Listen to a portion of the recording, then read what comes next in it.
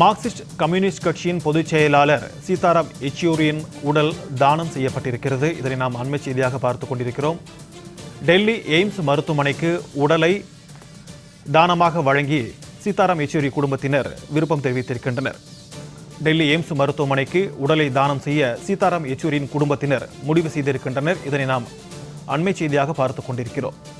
இது தொடர்பான கூடுதல் விவரங்களோடு நம்முடன் இணைகிறார் சிறப்பு செய்தியாளர் யோகேஸ்வரன். வணக்கம் யோகேஸ்வரன், உங்களுடைய கூடுதல் விவரங்களை பதிவு பண்ணுங்க.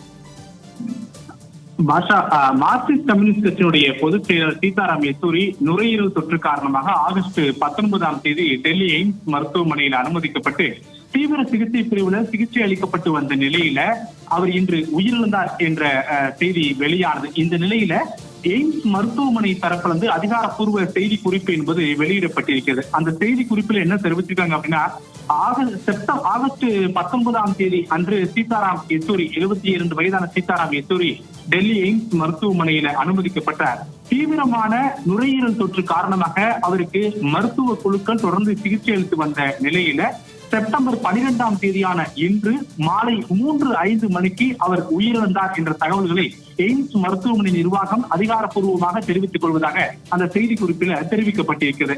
இதைவிட முக்கியமானது, உயிரிழந்ததுக்கு மறைந்த சீதாராம் யெச்சூரியுடைய உடலை எய்ம்ஸ் மருத்துவமனை நிர்வாகத்திற்கே தானமாக சீதாராம் யெச்சூரியுடைய குடும்பம் வழங்கி இருப்பதாக செய்தி குறிப்பில் தெரிவித்திருக்கிறது. அதாவது எய்ம்ஸ் மருத்துவமனை என்ன தெரிவிக்கிறது என்றால், the family has donated his body to AIIMS New Delhi for teaching and research purpose அப்படி என்று அவர்கள் தெரிவித்திருக்கிறார்கள். மிக முக்கியமாக கம்யூனிஸ்ட் தலைவர்களுடைய உடல்கள் இது போன்ற தானமாக வழங்கியிருக்கிறார்கள்.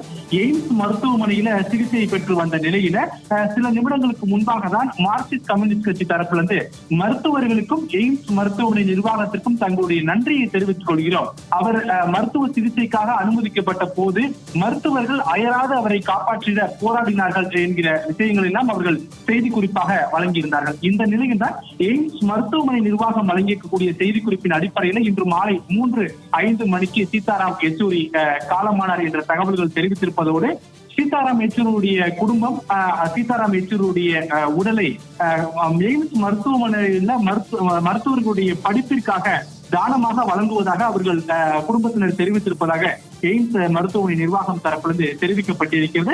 ஆகையால் சீதாராம் யெச்சூரியுடைய உடல் என்பது அவர்களுடைய குடும்பத்தினரிடம் ஒப்படைக்கப்பட்டு இறுதிச் சடங்குகள் நிகழ்வுகளுக்கு பிறகாக மீண்டும் எய்ம்ஸ் மருத்துவமனை நிர்வாகத்திடமே சீதாராம் யெச்சூரியுடைய உடல் என்பது வழங்கப்படும் என்பதை புரிந்து கொள்ள முடிகிறது.